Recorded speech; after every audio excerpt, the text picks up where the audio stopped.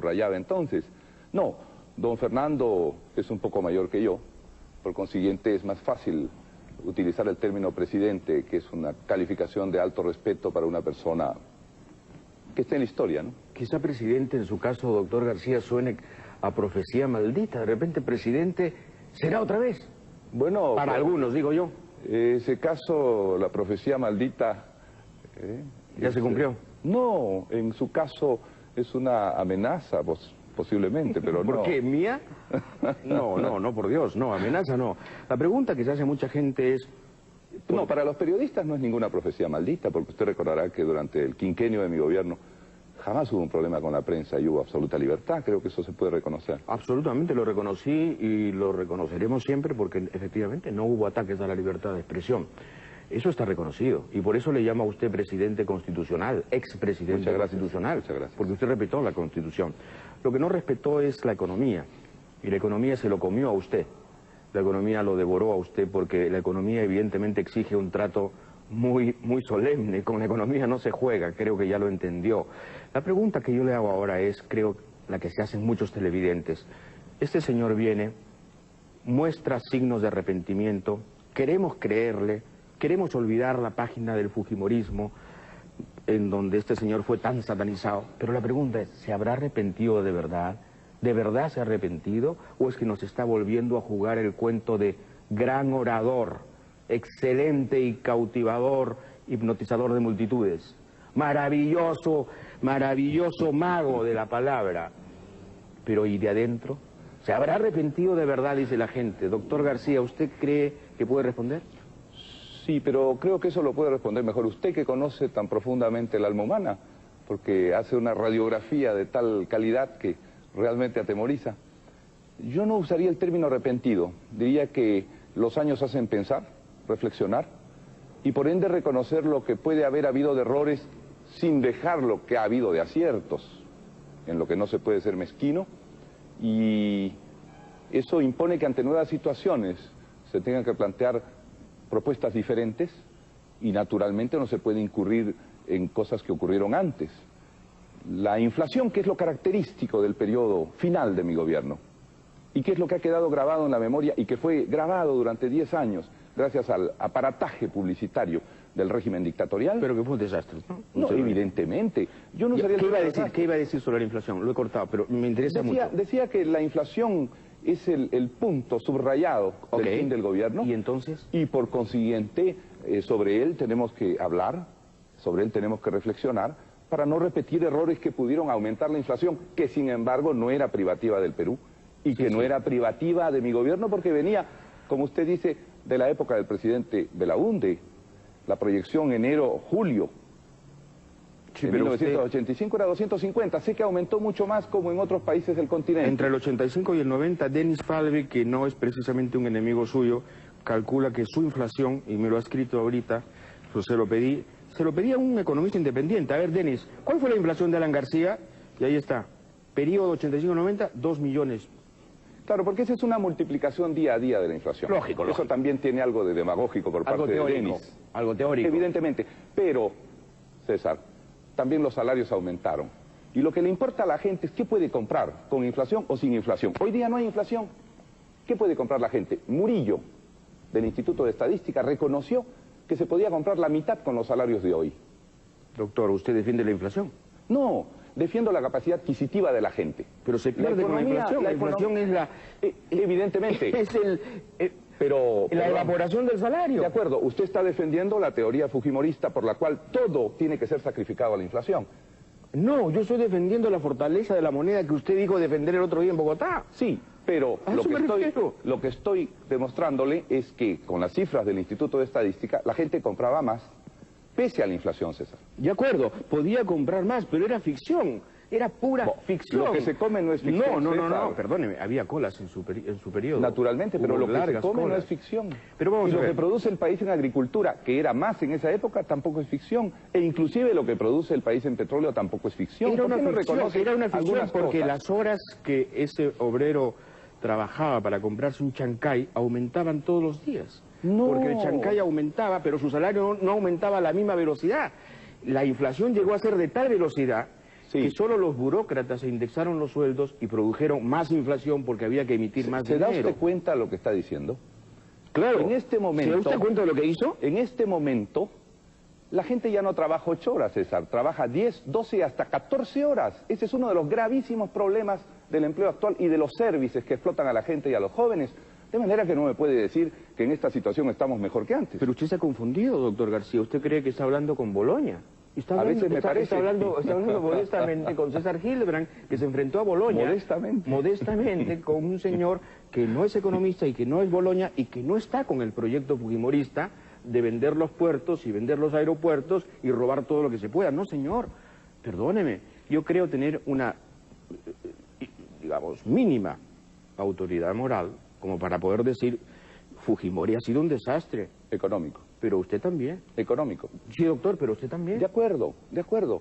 Hemos tenido serios problemas, pero la receta con la cual dijeron que se iba a curar todo esto y que aplicaron brutalmente con 10 años de dictadura militar resultó muchísimo peor. Eso es lo que estoy diciendo. Correcto. Y si encima digo, me comprometo a la estabilidad monetaria, Eso es estoy importante. dispuesto a entregar el Banco Central de Reserva a la oposición, porque es importante que haya quien garantice la emisión de la moneda.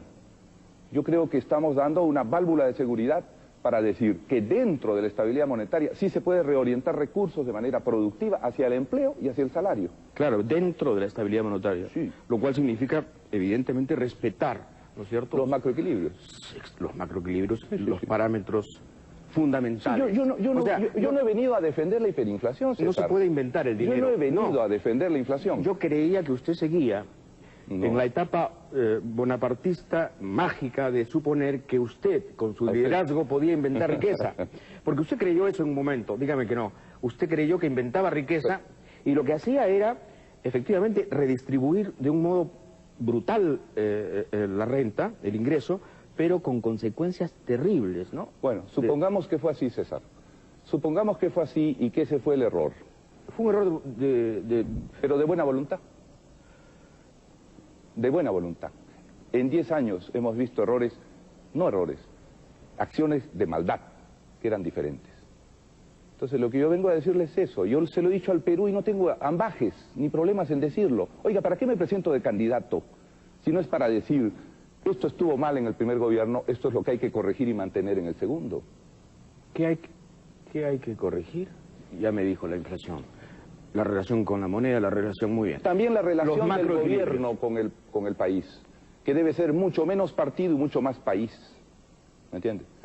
Yo no creo ya en los sistemas cerrados, en las capillas cerradas e ideológicas completamente. El mundo es mucho más abierto, cambia demasiado para que uno se encierre en 4 libros o en 4 teorías, y mucho menos en un grupo humano solamente. De manera que la relación de un gobierno que yo llamo de unidad nacional con el país tiene que ser completamente diferente a la que fue entonces. ¿No le hubiera convenido venir a reconstruir el partido que casi destruyó? En vez de... ¿Cómo le gusta a usted decir cosas, no? en vez de apetecer la presidencia que ya aprobó. ¿Por qué no se tomó estos 5 años? Tendría 56 la próxima vez. Sería casi se diría, un adolescente de la política latinoamericana que conoce octogenarios y nonagenarios. Cuando me propusieron la candidatura En resumen, presidencial, doctor, ¿por qué es tan ambicioso? yo pensé lo mismo que usted dice. ¿Sí? Yo no quiero dar la imagen de un ambicioso. Lo que veo es, César, y entremos en materia, ¿Ya? que así como hubo fujimorismo dictatorial y político que usted combatió con enorme valentía, yo le reconozco algunas virtudes, como usted ve, hay también un fujimorismo económico que peligra de mantenerse igual. Y lo que a mí me alarma es que los candidatos que se presentaron significaban un mantenimiento de ese fujimorismo económico. Hay mucho temor a hablar de regulación de tarifas, y usted sabe a qué nivel están las tarifas en el país. Hay mucho temor a atacar esta institución nefasta que es el service. Hay mucho temor a volver a hablar de crédito agrario. Pero cuando hay libertad no puede haber, pues, regulación de tarifas. Porque las tarifas se regulan por el mercado. Entonces, ¿qué? ¿Inglaterra no es libre?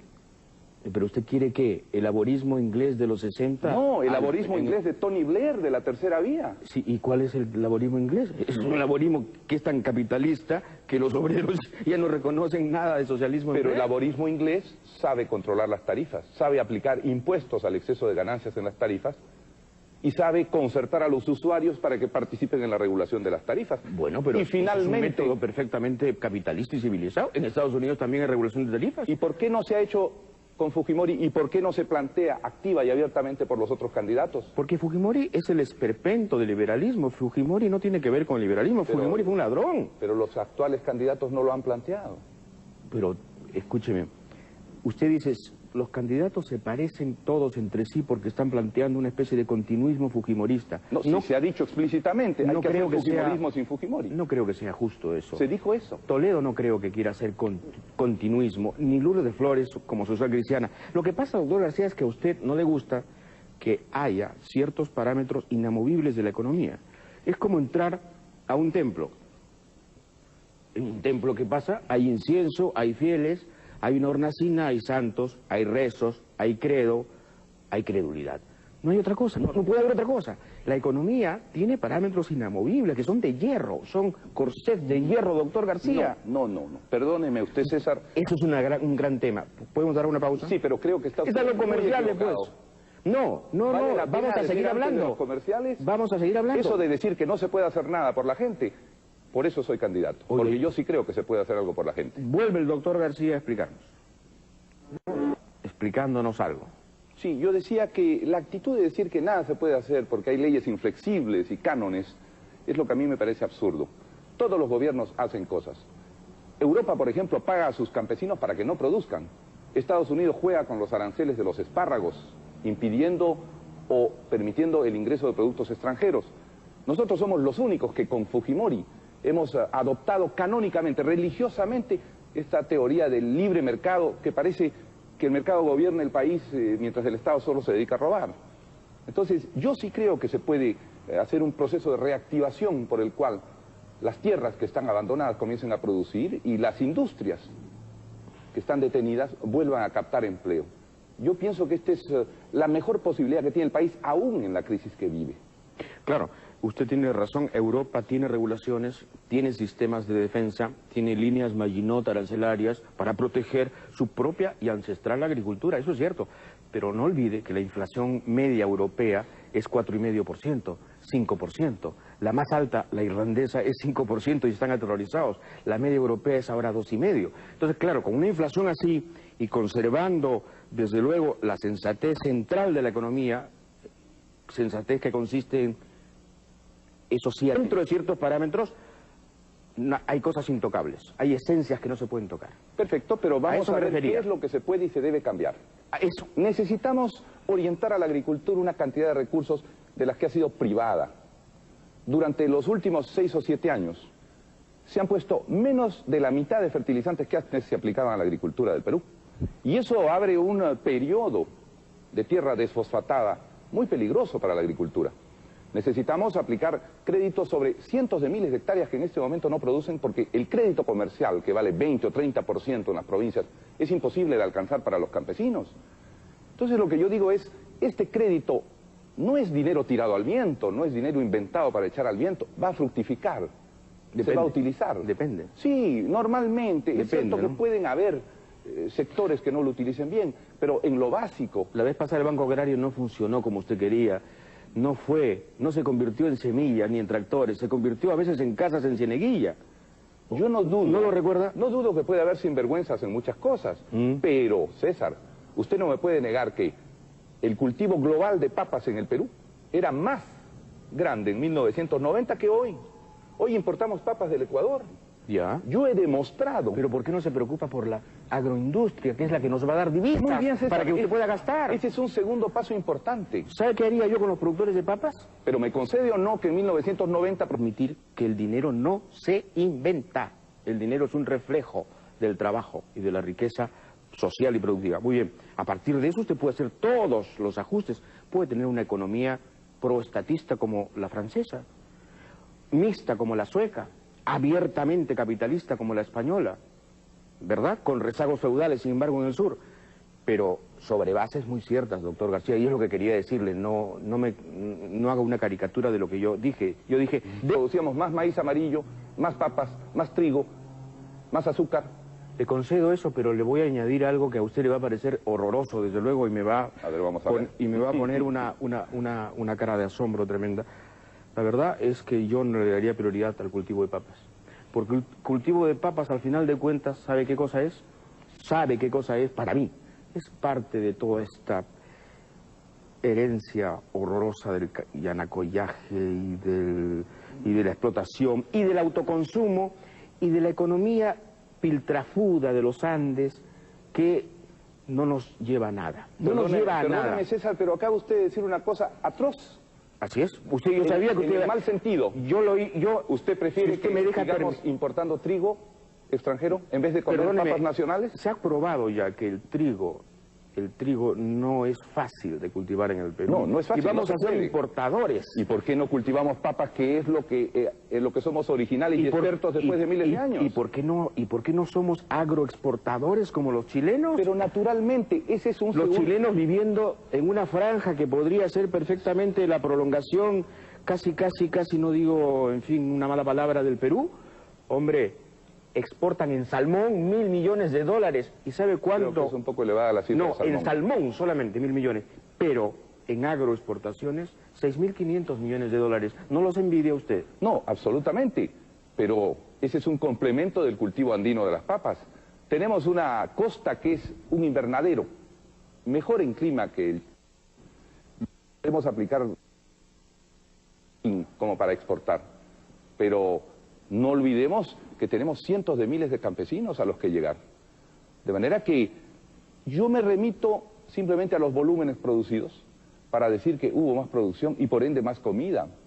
Oiga, en Huánuco en 1990 se cultivaban en Guariaca y cerca de Huánuco 18.000 hectáreas. El 97 solo 3.000 hectáreas por importar papa del extranjero. ¿Por qué tenemos que endeudarnos para financiar el trabajo de agricultores extranjeros en vez de financiar el trabajo de nuestros agricultores? Yo no dudo que la agricultura tiene que avanzar. Habrá que dar todas las exoneraciones arancelarias, promocionar de 1000 maneras. Pero usted tiene muy a flor de diccionario palabras como exoneración, y estímulos, subsidios, préstamos. La economía no es así, doctor García. Dígame usted, ¿por qué el Eximbank en Estados Unidos puede prestar a una tasa diferencial para las industrias que sí les interesan a los norteamericanos? Bueno, porque manejan el mundo. Bueno, manejan el mundo. Manejan su economía. Comencemos por manejar nuestro pequeño mundo, César. No nos rindamos a decir...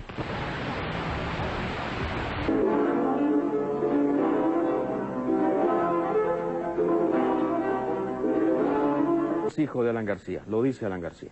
Yo rechazo esa paternidad, o le adjudico a usted la maternidad de Fujimori.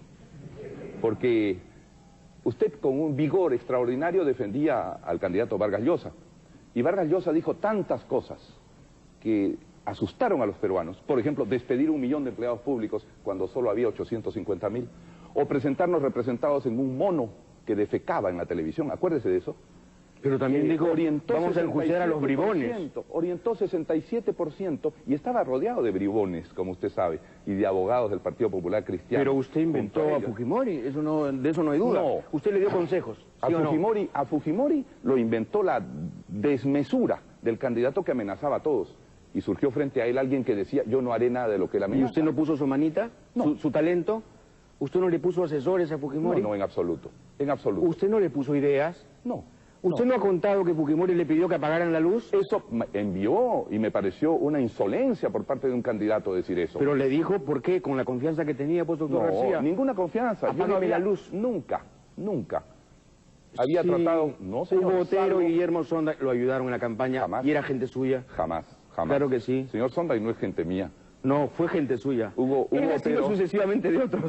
Sí. Tiene lealtades Usted lo sabe bien, porque ha coincidido con él alguna vez. Sí, pero nunca en sus volviendo cambios. al tema, la supuesta paternidad o maternidad de Fujimori, yo creo que es una cosa del pasado. Fue una circunstancia en la cual se abrió un vacío de poder, porque había un candidato que amenazaba mucho y había un gobierno que no iba a continuar. Bueno, yo le voy a describir otro escenario. A ver. Un escenario que coincide en cuanto a las fechas, pero no coincide en cuanto al paisaje. Usted pinta que había esto, un candidato de la derecha que aterrorizaba y luego viene un candidato que dice precisamente se pueden hacer las cosas con suavidad, sin grandes cirugías, sin grandes torturas, sin grandes sufrimientos, y las vamos a hacer. Desde luego, por supuesto, al final incumplió todo. Pero el escenario no era ese, doctor García. El escenario era 2% de inflación, Ya se enojó, César, y estamos volviendo al comienzo de la entrevista. un país ruinoso. Polay se escapaba por un túnel. ¿Cómo va a ser ruinoso un país en el cual se producía más que ahora? Estoy tratando de describir el paisaje social en el que surge Fujimori. Está un poco exagerada su descripción. Y efectivamente, Fujimori surge sin partidos, aunque con el apoyo secreto del APRA y del doctor García. Sí, que César Hildebrand conocía bajo la mesa. No, lo conocía medio país. Lo conocía medio país. Si 67% del Perú votó por Fujimori. Por eso, en la segunda vuelta. Porque el presidente García telepáticamente dominaba todo el país. Eso es paradojal. Un país ruinoso cuyo presidente gobierna el 67%. ¿Se da cuenta de lo que dice? No, un momentito. Un país ruinoso que justamente requiere de una salida alternativa y periférica como era Fujimori, un hombre marginal que no pertenecía a la partidocracia que ustedes habían desacreditado. ¿Por qué no lo apoyó si cree eso? Me refiero a Belaúnde y me refiero a García. Como usted dice, el apoyo era secreto, así que la gente no podía saber. Bueno, ¿no es cierto? Es muy fácil decir que algo es secreto para no poder probarlo. Pero el asunto es que Fujimori nace... ¿Se ha enojado usted con lo de la maternidad? No. Oiga, si madre hay una sola y usted lo sabe. Sí, por eso. y además, en cuanto a, digamos, sanguinidades y filiaciones, hombre, doctor García, usted no solamente es papá de Fujimori, sino que usted es un parricida. No. Usted mató al APRA. Y el APRA es su papá. ¿Por qué no va conmigo al local de Alfonso Ugarte? Ahora resucitado. Usted a la compañera. Ahora resucitado. ¿Ve usted las cosas que dice? Por eso, pues, en política no hay cadáveres, pero lo que sí hay es gente que sufre y muertos. Naturalmente. Y lo que vemos es un doctor García que parece no haberse arrepentido de nada. ¿Vos ves? Ya se enojó usted por lo de la maternidad, Pero ya no reconoce usted. Lo que pasa, doctor García, es que en el fondo, sí, usted cree que la justicia histórica no ha sido, digamos, razonable con usted. ¿Usted cree que hemos sido mezquinos con usted? No, ¿Usted cree que no usted. Los errores han sido más leves que los aciertos? A mí me interesaba llegar al fondo de esto por una sola razón, porque aquí el país se va a jugar el futuro. Usted tuvo una oportunidad, no digamos que cumplió, la desperdició, la perdió. Ahora quiere una segunda oportunidad. Es evidente que la segunda oportunidad se la va a dar la gente en la medida en que vea otro, doctor García. La pregunta es, ¿usted cree que están viendo otro esta noche? Sí, con su ayuda sí. Y yo pienso que está usted más que entrevistando, sentenciando y estigmatizando. Pero sí pienso que si habláramos de temas de fondo podrían ver otro, doctor García. ¿Qué tema de fondo propone? Estamos hablando ¿Qué tema de fondo propone? De las posibilidades de la reactivación económica que la gente espera. Muy bien, hablemos del tema de fondo de la reactivación económica. Propongo la creación del Banco Agrario. Otra vez. Otra vez a través de las ventanillas del Banco de la Nación para que no tenga burocracia, pero que asista a algunos cientos de miles de hectáreas que van a dar inmediatamente empleo y van a crear alimentos. Propongo... ¿Préstamo en efectivo sería? Sí, naturalmente. Sí, naturalmente. Una parte en efectivo y una parte que los propios agricultores palanqueen en las zonas de donde son. ¿A qué interés? Eso depende de los requerimientos del banco en ese momento. Ya muy bien, Banco Agrario. Luego, vamos a hacer un acuerdo con los industriales. Hay que reducir los aranceles a los insumos que el país no produce. Hay que generar que el Estado compre más a los industriales del Perú. Compró 13.000 millones de soles el año pasado y solo 270 a los industriales. Y hay que reprogramar la deuda tributaria y financiera que tiene la industria, que se ha depreciado brutalmente en todos estos años. Y yo creo que ese es un requerimiento fundamental. Para construir el mercado de consumo, pienso que hay que solucionar el problema de los créditos de consumo que agobian a las familias. Hay 1.350.000 créditos de consumo, usted sabe. Aproximadamente de 1.000 o 1.500 dólares cada uno. Usted es un experto en estimular el consumo, en estimular la demanda. En este momento es esencial estimular el consumo, César. De lo contrario, ¿cómo va a haber empleo? De acuerdo, doctor. Si las industrias no venden. Usted ha tocado el tema de los bancos. No lo va a hacer como lo hizo la vez pasada, Los bancos ¿verdad? en este momento tienen un serio problema porque se rompió el consumo de la gente, las industrias no vendieron a nadie y no podían pagar a los bancos, que han quedado propietarios de industrias vacías. Bueno, pues esta es una recesión en todo caso salvaje y sincera. Vamos a reestimular el aparato productivo. Pero que la reestimulación no sea, pues, no lo va a hacer. Pichicatera. No va a ser pichicatera. Porque que no sea pichicatera, que sea de verdad. Usted tiene que generar recursos que sean sanos para estimular. Muy bien. Recursos que sean sanos pasan esencialmente, o bien por una renegociación del calendario de pagos de la deuda y su monto, cosa que yo considero totalmente sensato y posible, visto que Fujimori engañó al mundo con cifras que no eran ciertas para aceptar un calendario de pagos exagerado. Bueno. Y el mundo tiene que entender y conocer cuál es realmente nuestra posibilidad de pago y cuál es nuestra producción. ¿Otra vez se va a pelear con el fondo? No. Yo pienso que el fondo ha sido, como nosotros, víctima de un engaño, de una terrible patraña de cifras económicas mentirosas. Y tiene que saber la verdad y entender que el Perú no produce 70.000, sino posiblemente 50.000 millones en este momento. ¿Y quién sería su ministro de Economía, doctor García? Yo todavía no lo he definido, pero como le he dicho... ¿Alguien de la oposición? Desde el comienzo, podría ser. ¿Por qué no? El Perú en este momento no lo va a salvar un partido, César. El Perú no lo puede salvar el APRA. ¿Seguro? Esta es una vieja frase, ritual. Pero Dios mío. necesitamos de todos los peruanos, los técnicos fundamentalmente. ¿Sabe que he visto como si fuera un espectro detrás suyo? No me diga quién ve, usted ya está de vidente ahora. No, he visto una sombra horrorosa. Una sombra horrorosa. No se asuste. Sí, he visto a su amigo, a uno de sus amigos. Qué terror. ¿A quién? Dígame. A su amigo, al predilecto, al maravilloso, al perfecto, al inteligente, al más inteligente de todos sus amigos. ¿Quién? César Hildebrand. No. Vázquez Bazán. Vázquez ¡Por Bazán mi madre que lo he está visto! en Estados Unidos. Lo he visto detrás suyo. Está muy lejos. Huye ahí, huye. No crea usted en fantasmas y en espectros, César. Vaya usted a la iglesia más frecuentemente. O vaya usted a un psiquiatra. Ay, doctor. Eso le va a hacer muy bien. ¿Me puede recomendar el suyo? No, como naturalmente. Oiga, Bailey, ya falta aquí, ¿ah? Ya falta Bailey. Ya se va apareciendo el programa, el de Bailey. Sí, hasta este momento. esa es una gran frase. Y no le haga Una gran propaganda frase. a un programa rival, por ¿Pero favor. por qué? ¿Nosotros no somos mezquinos? ¿No? No. ¿No? Y nosotros no decimos solo el 13 salvará el Perú. La televisión entera salvará Acabo el de Perú. decirle que esa es una vieja frase ritual que tiene poca validez en este Doctor, momento. igual que yo hace unos minutos, probablemente usted también se acaba de picar. La corrupción. Ese es otro de los grandes, otra de las grandes sombras crónicas, ¿no? Sí, endémicas del APRA y de... No, del APRA no, del gobierno. de su gestión, Sí. de su, No de le su echemos gobierno. la culpa al APRA. Es cierto, de su gobierno. De su gobierno. Yo el otro día trataba de recordar esa vieja entrevista que le hicimos con Lévano Aya de la Torre en su vieja casa de Vitarte. Viejo maravilloso Aya de la Torre. Es verdad. Austero, fuerte, apasionado, narcisista, inteligentísimo, culto, pobre sobre todo. Y yo decía, ¿cómo este hombre funda un partido y luego vienen sus mejores jóvenes, sus delfines más listos? Es evidente que usted es lo mejor que le ha pasado al APRA en términos intelectuales. No hay duda de eso, habría que ser un estúpido para negarlo. Pero, vaya, ¿cómo pudieron hacer tanto destrozo en el partido? Pero... No fue así, pero la no cosa exagere, no no es... exagere. De acuerdo. Puede ser una visión dramatizada. Vamos a hablar del tema de la corrupción. Sí.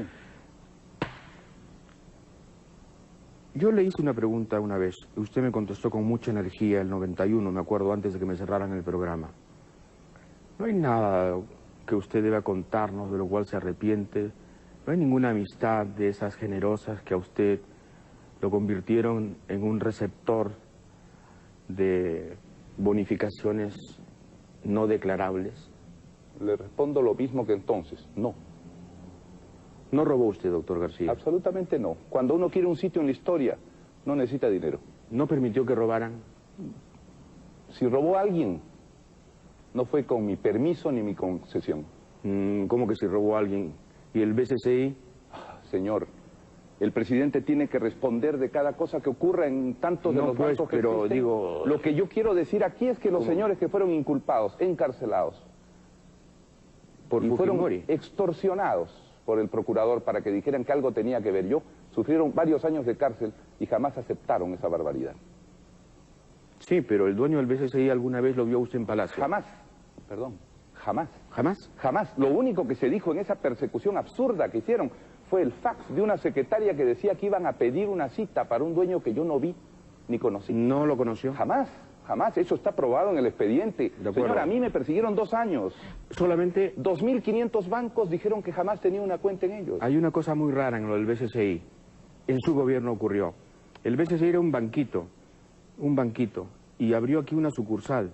Y luego el BCR, con Leonel Figueroa de gerente y con Brian Jensen de presidente, le mete 260 millones de nuestras reservas a esa sucursal que, según el informe de la banca inglesa, pertenecía a un banco dudoso porque le ponían 4 de reputación de 1 a 5. Bueno, ¿y yo qué tengo que ver con el señor Brian Jensen, que ya murió y que era axiopopulista?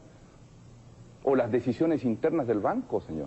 Leonel Figueroa no tenía que ver con usted. A mí no me pedía permiso para decir dónde se compraba sus zapatos o sus corbatas o dónde colocaba las reservas. Pero usted como presidente... ¿Usted cree que al presidente Paniagua le están consultando en este momento los 30 bancos en los cuales se colocan las reservas? Eso es una injusticia. Pero Paniagua no es tan metiche como usted. ¿A usted no le interesaba dónde iban nuestras reservas? Otro adjetivo. Pero metiche es un adjetivo generoso. Metiche en el sentido de controlarlo todo. Bueno, no, porque uno no es experto en eso. Hay una gerencia con 30 o 40 personas que estudian cada uno de los bancos del mundo. Segunda pregunta, ¿por qué una vez aterrizó raramente en Luxor? ¿Por qué? ¿Por qué se fue a Luxor? Porque yo creo en la arqueología y la antropología. No voy a ir a hacer ningún negocio absurdo desviándome a Luxor. Pero no se vio ahí con un traficante. No, en absoluto. ¿No se vio ahí con un traficante de armas? Ningún traficante. Allí fue recibido por Boutros Ghali y por el señor Abderrahmane El Aziz, si usted se refiere a él como narcotraficante o traficante de armas. ¿Traficante de armas? No, en absoluto. Que yo sepa, él jamás ha vendido un arma. ¿Y qué hacía ahí? Es egipcio. No, pero ¿qué hacía ahí con usted? Es egipcio. Yo venía de Harare, del sur del África, le explico geográficamente, y volviendo hacia Europa, ¿cómo no voy a detenerme en el Cairo y en Luxor un día? ¿Por qué no puedo detenerme? Ajá. Harare está por ahí, ¿no? Harare está en el sur del África y usted viene hacia el norte y pasa sobre Egipto. Claro. Muchas gracias por la cultura, doctor. Sí, es que a veces hay que aclarar las cosas. No, pues es que ¿Cómo se enoja usted? No, usted lo ha dicho como un atlas, como así, realmente. ¿Ah? Me parece muy bien. Entonces, aterrizó en Luxor, no para ver a ese individuo. No, sino para ver el Valle de los Reyes, obviamente. El Valle de los Reyes. Naturalmente. Que le concierne. El Valle de los Reyes. Usted me ve como rey y ese es su problema. ¿Por qué cree que es mi problema? Yo ¿cómo lo voy a ver como rey? No, hombre, usted cantaba Yo soy el rey. Sí, claro. Y entonces, ¿todavía me echa la culpa a mí? No, ¿quiere cantar conmigo? No, ¿cómo voy a cantar con usted? Imagínese, qué horror. Pero usted se sentía rey. No. Mire, si Luis XVI quiere que le diga... No, Luis XVI era un bobo, además. Luis XVI. 14. Ese era el del Estado, soy yo. Sí, ese. No. Como usted, que es el rey de la vanidad televisiva y del reinado televisivo. Posiblemente cuando joven yo tuve también un poco más de vanidad de la debida. Sigue siendo joven, obviamente. doctor. No, ya estamos nosotros más cerca de la tumba que del ¿Usted se nacimiento. siente ya envejecido? ¿Tocado por la vejez? Bueno, tocado más que por la vejez, por lo que he vivido, ¿no? Yo soy un año mayor que usted y me siento abiertamente... César, se han caído unas cartas ahí. ¿Ah? Se le han caído unas cartas. No, eran 3 años más. No, 48, disculpe. Agosto del 48. ¿Usted mentiría hasta en la edad? No. No, jamás. Es imposible. Usted nació el 49. Quizás intentaría. Usted nació el 49. El 49. Entonces yo le llevo un año. Y yo ya me siento francamente viejo, ¿ah? Yo también.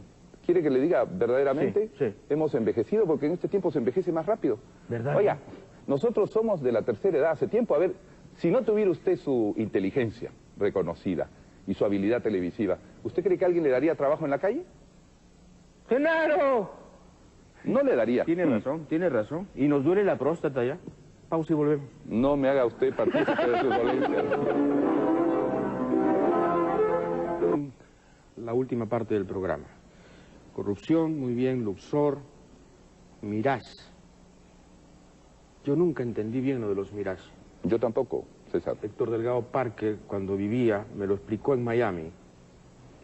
Terminé de entenderlo un poco. Y voy a hacer una confesión a todos los televidentes.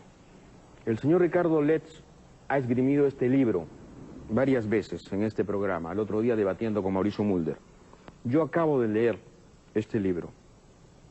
He leído las 40 páginas correspondientes a las conclusiones.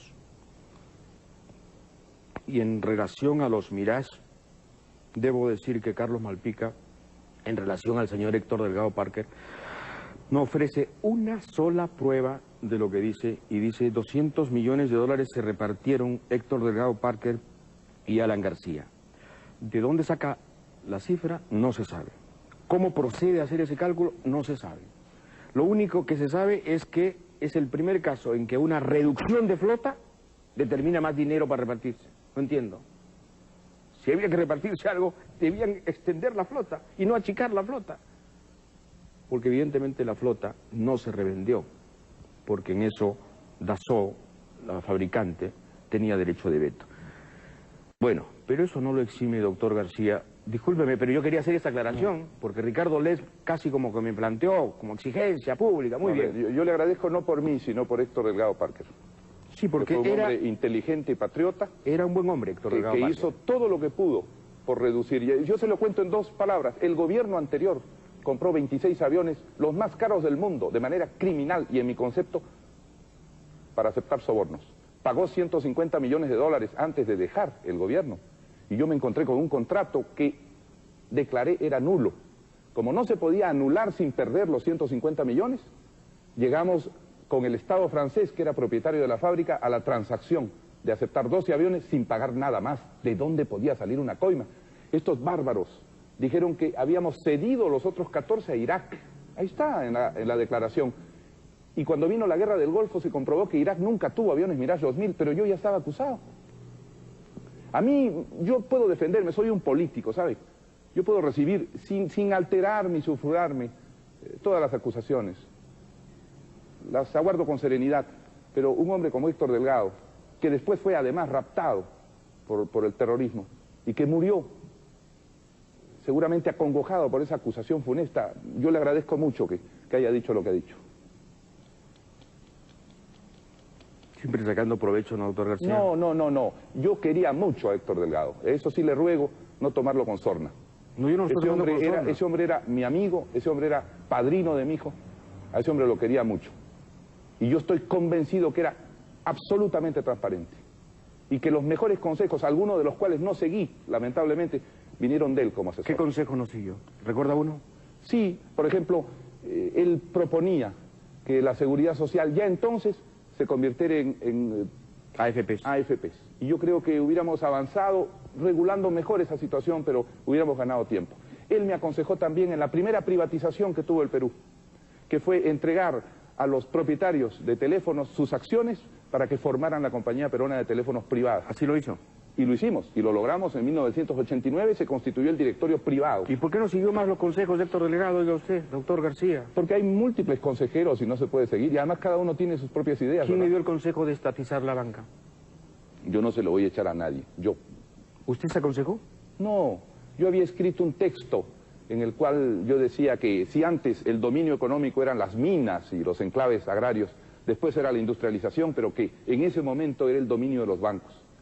Y entonces, consecuente con eso, cuando vi que la reactivación económica de los 2 primeros años no daba como consecuencia más empleos y más trabajo, yo dije hay que hacer algo para que no se vaya el dinero y planteé la nacionalización de la banca. Quizás debí plantear la regulación forzada de la superintendencia. ¿Lo haría de nuevo? La banca. ¿Lo haría de nuevo? No, por una razón, porque eso era 1987.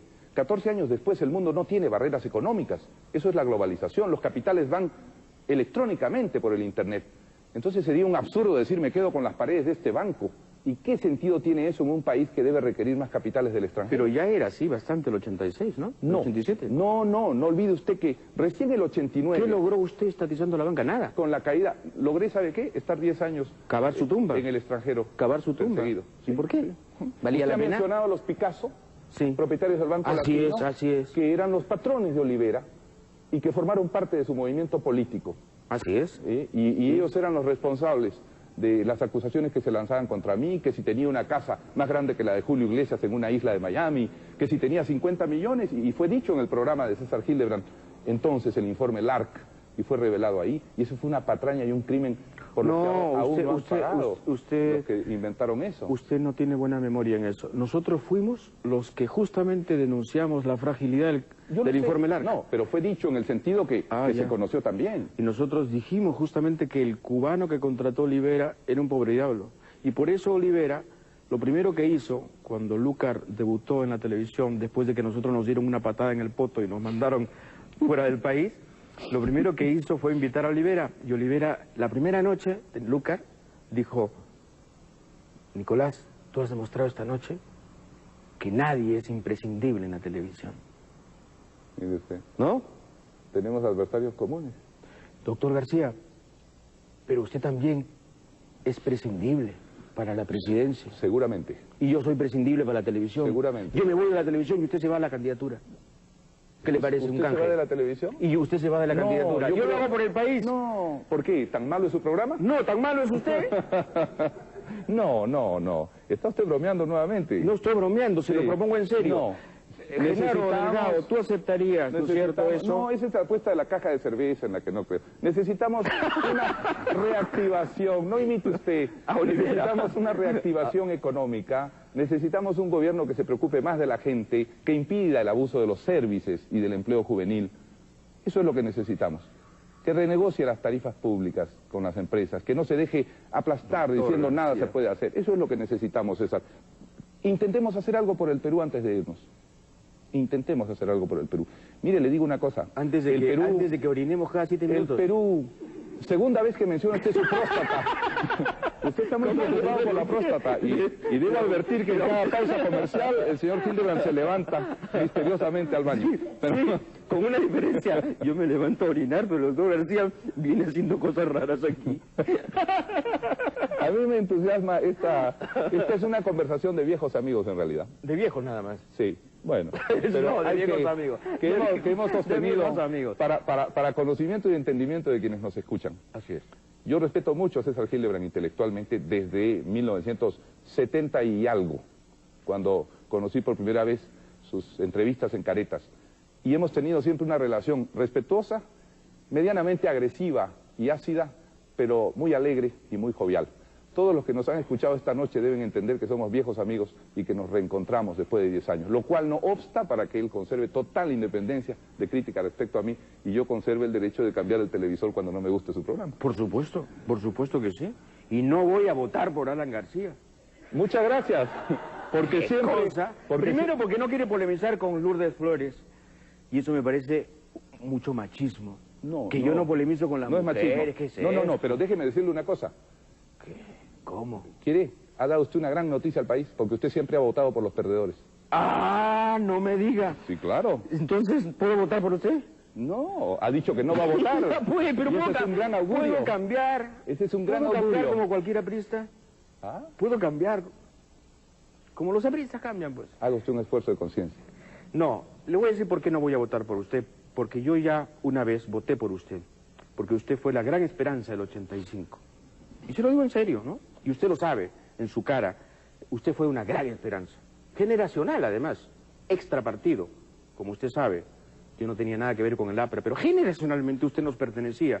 Y usted era la voz moderna, la voz de la modernidad. A mí me dijo usted, Y sin embargo, en persona, que había votado por Alfonso Barrantes. no, eso fue para otra cosa. Eso fue para otra cosa, En disculpe. 1985. No. Eso fue para... No, se ha confundido usted. Se refiere usted a la votación de la alcaldía, evidentemente, porque jamás hubiera votado por Jorge del Castillo, que era su segundo, que parecía quinto. Muy bien. No era eso. El asunto es que me parece que usted fue una gran esperanza y usted creo que despilfarró la confianza que todos le dimos. Entonces, la pregunta es, ¿por qué le habría de dar por segunda vez mi voto al doctor García? Creo que alguna gente se hará. Usted, sin embargo, tiene un gran predicamento y un gran porvenir en el electorado joven que no padeció su gobierno y que puede creerle. Yo solo le pido una cosa, doctor García, más allá de cuál fuese el resultado. Tómese en serio esta vez la cosa, por favor. Su elocuencia es indiscutible. Usted tiene una lengua prodigiosa. Solamente le pido esto, en nombre del Perú, que la lengua y la honradez, no en términos monetarios, sino en términos intelectuales, coincidan. Coincidan. De verdad, el Perú lo necesita. Si usted gana, respetaré su triunfo. Si usted gana, habrá ganado democráticamente porque esas elecciones van a ser limpias. Ya no las controla la mafia, la basura de gentuza que controla el país. Si usted gana, habrá que reconocer. Y si usted gana, habrá que darle el apoyo y el esfuerzo de todos. Así estamos. Este es el nuevo país. Esta es la limpieza que ha surgido de la escombrera maldita de esta mafia. Entonces, termino respetuosamente diciéndole buena suerte, doctor García. Si usted lo dice de todo corazón y con buena intención, Así es.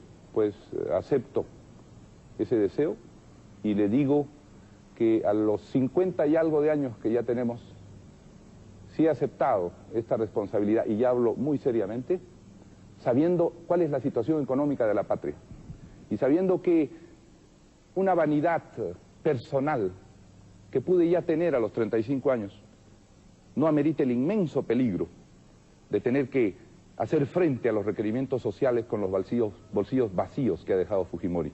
Si lo hago así, sabiendo cuál es el peligro de todos los que han vuelto al poder, sabiendo eso, Pérez, por ejemplo, ¿no? Es porque creo en el Perú, porque creo que se puede hacer algo por los millones de peruanos que están hambriados y desempleados. Y no es una frase retórica. Lo que más me ha impresionado al volver al Perú es la cantidad de gente en las calles sin trabajo, la cantidad de gente sin dientes en las calles.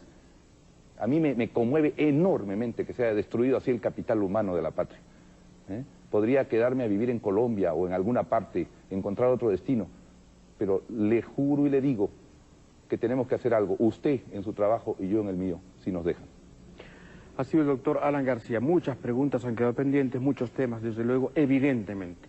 Lo que no vamos a hacer aquí, de ninguna manera, es convertir esto en una reyerta de cantina, como quiere cierto sector de la derecha, en una carnicería grosera e infame, para castigar al hombre que alguna vez se le enfrentó. No, este programa es libre y absolutamente libre. Gracias, doctor García. Gracias a ustedes. Hasta mañana. Muchas gracias.